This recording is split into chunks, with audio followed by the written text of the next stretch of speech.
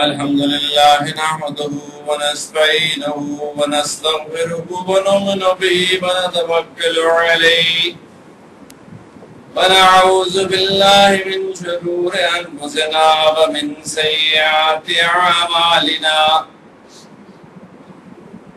من يهده الله فلا مضل له ومن يضلل فلا هادي له ونشهد أن لا إله إلا الله وحده لا شريك له ونشهد أن سيدنا وسندنا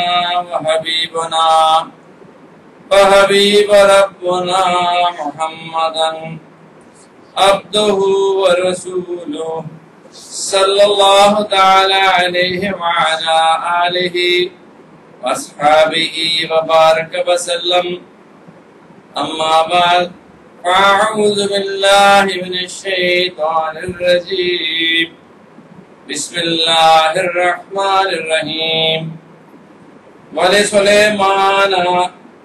ولسليمان الريح غدوها شهرا ورواحها شهر وارسلنا له عين القطر ومن الجن من يعمل بين يديه بإذن ربه ومن يزغ منهم عن أمرنا نزغه من عذاب السعير يعملون له ما يشاء من محاريب وتماثيل وجفان كالجواب وقدور الراسيات اعملوا آل داود شكرا وقليل من عبادي الشكور.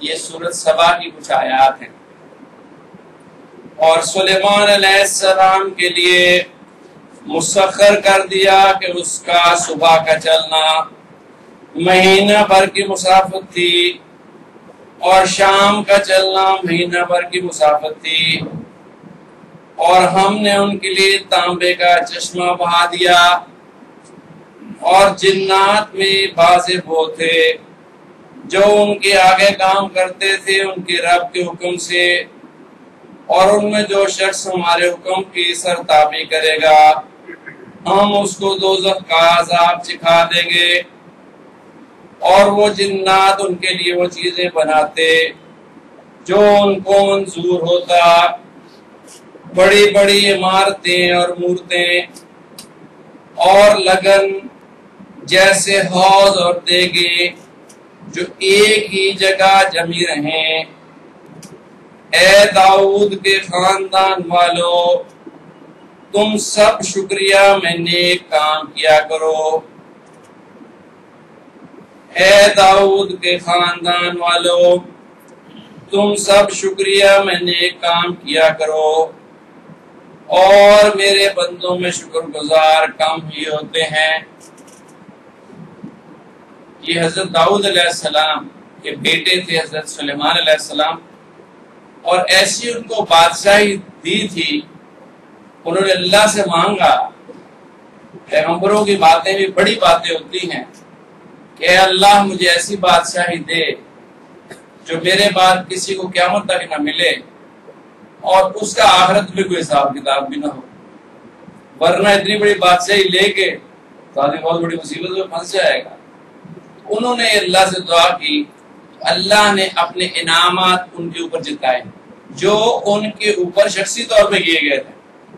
جنات ان کے تابع کر دی گئے، ہوا ان کے تابع کر دی گئی، ایک مہینے کی مسافت ایک دن میں کر لیتے تھے، اور 5000 مفسرین نے لکھا 5000 آدمی ایک قالین جیسی چیز سے بیٹھ جاتا تھا، اور وہ ہوا سے کہتے تھے اڑ لے چل، تو وہ لے کے چڑھتی تھی اور بڑے دھیرے دھیرے چلتی تھی۔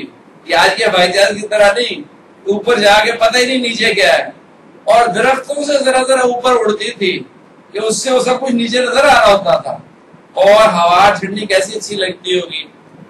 اور اسی طرح جنات کو ان کے تابع کر دیا، اور جنات سے بڑے بڑے کام لیتے تھے، سمندروں میں سے موتی نکال کے لے آتے، جواہرات نکال کے لے آتے، بڑی بڑی بلڈنگز بناتے اور مورتیاں بناتے، اللہ حاصل کیا بہت کام کرتے۔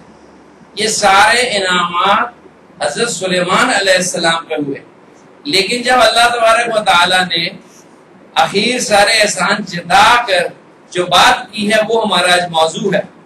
وہ کیا بات کی ہے؟ اعملوا آل داؤد شکرا، اے آل داؤد یعنی سلیمان کے بھائی بہنوں، خاندان والوں، سارے اللہ کا شکر ادا کرو۔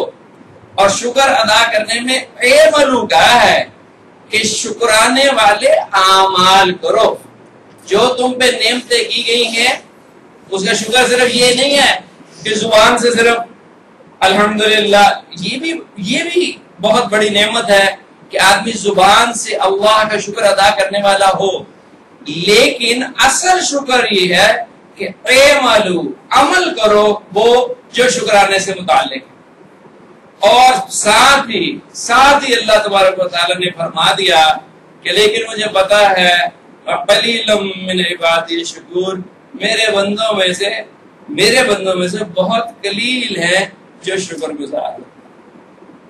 آج ہم اپنے ارد گرد دیکھتے ہیں ہمارے معاشرے کے اندر تو یہ چیز، یہ بیماری، یہ چیز عام ہے کہ نا شکر گزاری بدرجہ اتم۔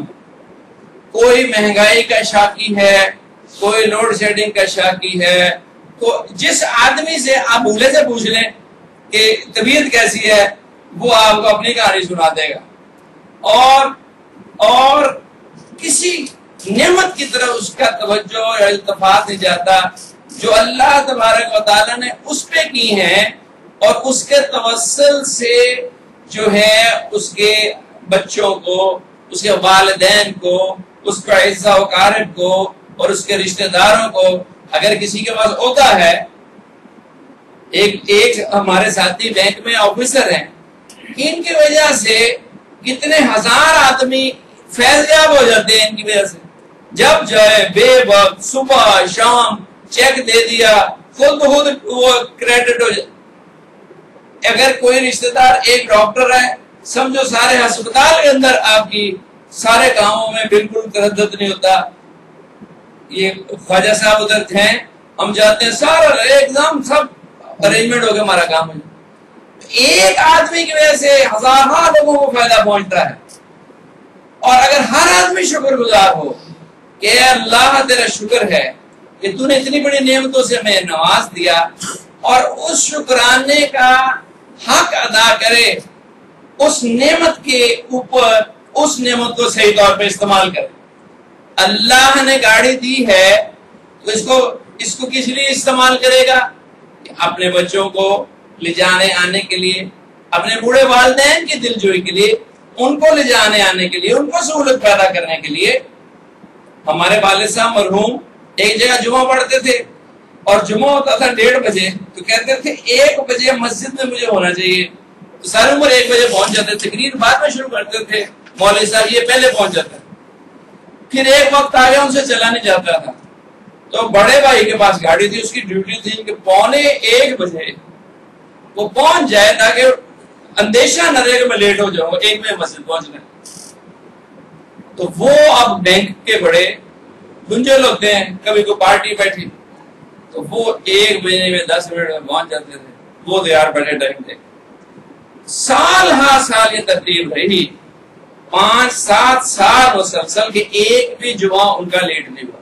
انہوں نے کہا بینک کا صدر آ گیا اور میرے ہی کمرے میں آگے بیٹھا ہوا ہے، اچھے ایگزیکٹو آفیسر ہیں۔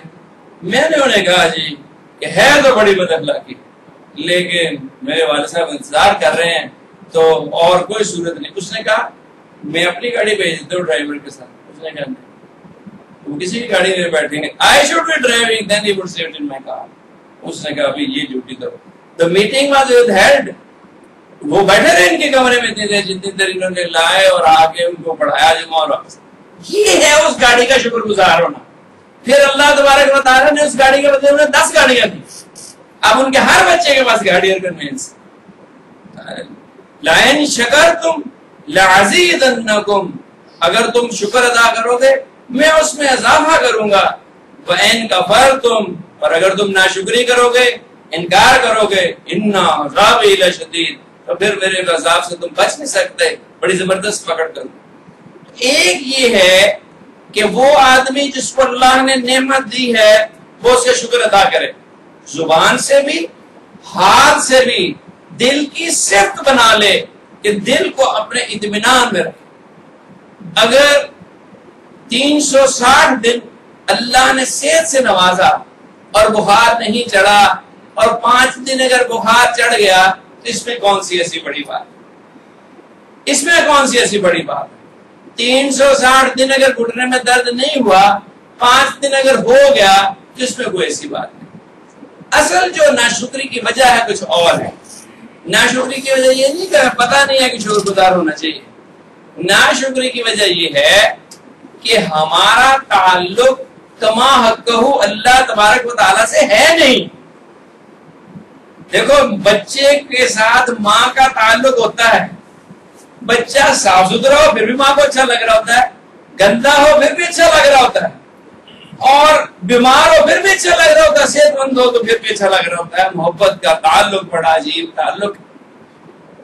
ہمارے ابا جی مرحوم فرمایا کرتے تھے دلی کے ریلوے اسٹیشن پہ میں کھڑا، ایک یورپین لیڈی تھی اور اس کی کسی نیگرو کالے سے شادی ہوئی ہوگی، اس کی گود میں بچہ تھا کالا سے اپنے باپ پہ، اور ماں یورپین اتنا اس کو پیار کرے، بار بار اس کا منہ چومے.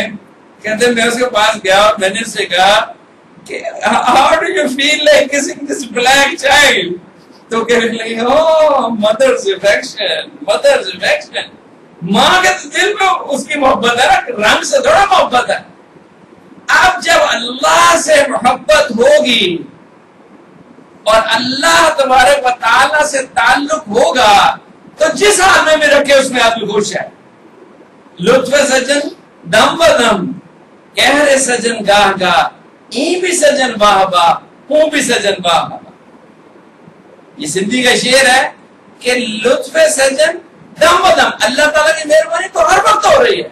کہر سجن گاہ گاہ، کبھی کبھی آزمائش بھی آ جاتی ہے، لیکن چونکہ میرے محبوب کی طرف سے آزمائش آئی ہے، این بھی سجن باہ باہ، یہ بھی ٹھیک ہے، یہ بھی ٹھیک ہے، اور اون بھی سجن باہ باہ، یہ بھی ٹھیک ہے، اور اس میں خوش رہے.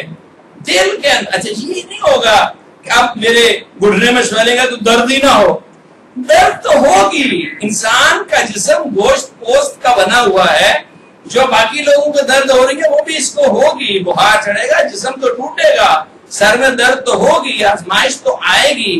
اللہ کے نبی کے سر میں درد ہوئی، آپ کے اوپر سحر بھی کیا گیا، آپ بڑی مشقت میں ڈالے گئے، آپ کو بھوک بھی لگتی تھی، آپ کو گرمی بھی لگتی تھی، آپ نے پیٹ کے اوپر 2 پتھر بھی باندھے، لیکن کبھی اللہ کے اوپر گلا نہیں کیا. دعائیں کی، رو رو کے گریبانزاری کی، داڑھی مبارک بھیگ جاتی تھی، اللہ کے آگے اتنی گریبانزاری کی، لیکن دل کی کیفیت یکساں تھی. دل اللہ کی رضا پہ راضی ہے. بزرگوں نے لکھا ہے یہ تصوف اور معرفت کا 1000 درجہ ہے، اور سب سے پہلا درجہ جو ہے وہ کشف و کرامت ہے. جب ذکر اور اذکار کرنے لگتا ہے نا تو کشف ہونے لگتا ہے، کچھ غیب کی چیزیں پتہ لگ گئی، کچھ دعا مانگے قبول ہو گئی. تو یہ پہلا درجہ ہے. تو یہ بعض لوگ سمجھتے ہیں مجھے تو آخری ہو گیا درجہ حاصل، اور وہی وہ اسٹیگننٹ ہو جاتے ہیں. اور آخری درجہ جو ہے وہ راضی کا رضا ہے. اللہ تبارک و تعالیٰ جس حال میں رکھے آدھی اس حال میں خوش ہے، جس حال میں رکھے اس حال میں خوش ہے، جس حال میں رکھے اس حال میں خوش ہے. ایک تو یہ ہے کہ ہمیں شکر گزاری کو اپنی زندگی کے اندر داخل کرنا ہے. اس طرح داخل کرنا ہے کہ اس کو دل کے اندر اتار کے دل کی صفت بنا لینا ہے.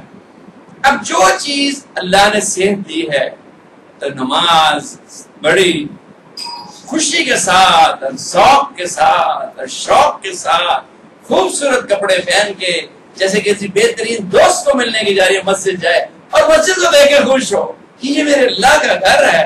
اور ماشاءاللہ اللہ نے آنے کی توفیق دے دی. الصلاۃ والسلام علیکہ یا رسول اللہ، اللہم افتح لی ابواب رحمتک، درود شریف پڑھ کے اللہ مفتاح لی ابواب رحمتک، اور پھر اندر سیدھا